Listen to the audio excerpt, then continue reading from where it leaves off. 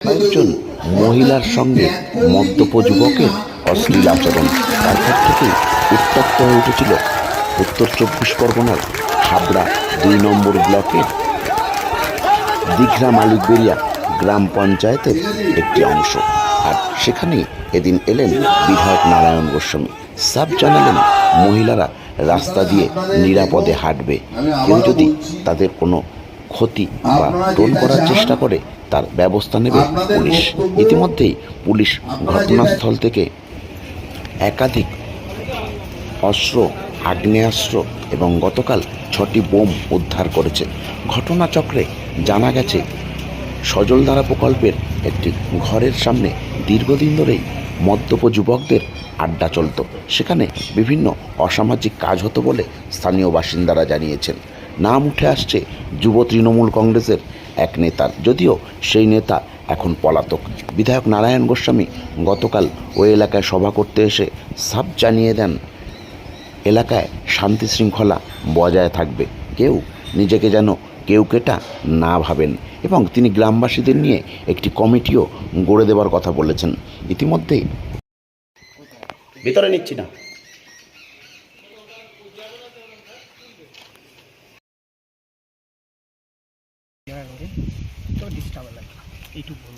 হাসেম আসতো এখানে, ও তো হচ্ছে মাস্টার লিডার। ও আর ওর কাকা কাকার নাম ডাকের নাম ভাবি।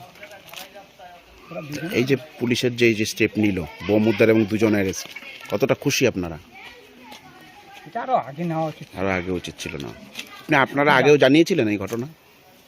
যখন অন্তিম লগ্নে যায় তখন আগে জানিয়েছিলেন? অন্তিম লগ্নে যখন যায় তখনই জানানো হয়। এই রাস্তা দিয়ে তো আপনারা চলাচল করেন, এটা তো করি। দিনের বেলাও কি আড্ডা বসতো এখানে? আর কি বলবো, ও তো বলেছিল সবসময় আড্ডা। আর যে ছেলেটি অ্যারেস্ট হলো, একটা পাপাই বলে একটি ছেলে অ্যারেস্ট হয়েছে ওই ভিতরে বাড়ি, কি বলবেন? ও ড্রিঙ্কিং করতো খুব, এখানে নেশা কর ছাড়া কেউ থাকে। ওকে, থ্যাংক ইউ। যেহেতু এইসবের মধ্যে থাকি না, পুলিশ এত ব্যবস্থা নিয়েছে করে না বলেই আমি আপনাদের বিধায়ক আপনাদের পাড়ায় চলে এসেছি। আমি বলি আপনাদেরকে, তৃণমূল হচ্ছে মানুষের সেবক। মমতা ব্যানার্জি এই দল তৈরি করেছেন 365 দিন, শীত গ্রীষ্ম বর্ষা তৃণমূল ভরসায়, সেটা মানুষের পাশে দাঁড়িয়ে মানুষের সেবা দেওয়ার জন্য, দাদাগিরি মাস্তানি করবার জন্য নয়।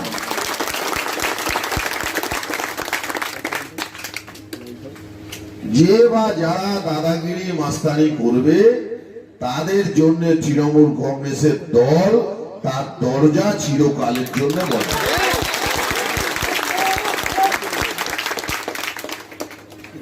সুতরাং আমি আপনাদেরকে বলবো যে শান্তি মতো থাকুন,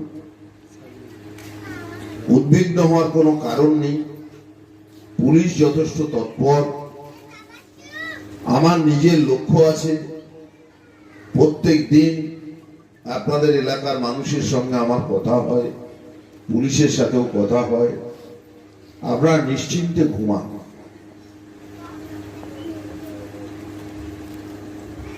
এবং এটা যে সাময়িক একটা বিষয়, একটা বিশৃঙ্খল পরিস্থিতিতে আমি এসে দুটো কথা আপনাদেরকে বলে গেলাম তা নয়। আমার পিছনে যদি লোকই না থাকে আমি কিসের নেতা? আমার পিছনে যদি মানুষের সমর্থন না থাকে তাহলে আমি কিসের লিডার? লিডার কে হয়? মানুষ যাকে বড় করে তোলে সে হচ্ছে নেতা। সুতরাং মা ভাই বোনেরা যারা উপস্থিত হয়েছেন তাদের কাছে আমার অনুরোধ, তাদের কাছে বক্তব্য, যে মমতা বন্দ্যোপাধ্যায় এবং তার দল কোনো অন্যায়কে প্রশ্রয় দেবে না, দেবে না, দেবে না। তা সে নিজে যত বড় কেউ কেটা হোক, নিজে যত বড় তারে বড় হলুক না কেন, কখনোই দল কোনো অন্যায় কাজকে সমর্থন করবে না। আপনারা জানেন যে এই অঞ্চলে আমাদের আঞ্চলিক সভাপতি আরিফুল এবং আমাদের বলিষ্ঠ নেতা ফজলুর রহমান মন্টু চিকিৎসার জন্য ভেলোরে আছে। আমি এই গ্রামে শান্তি এবং উন্নয়নের জন্য তারা ফিরলে তাদের সাথে কথা বলে, প্রয়োজনে আপনাদের সাথে কথা বলে আমি এই গ্রামের শান্তি শৃঙ্খলা সহ ডেভেলপমেন্টের আলাদা কমিটি করে দেবো আপনাদের মনোমতো। যারা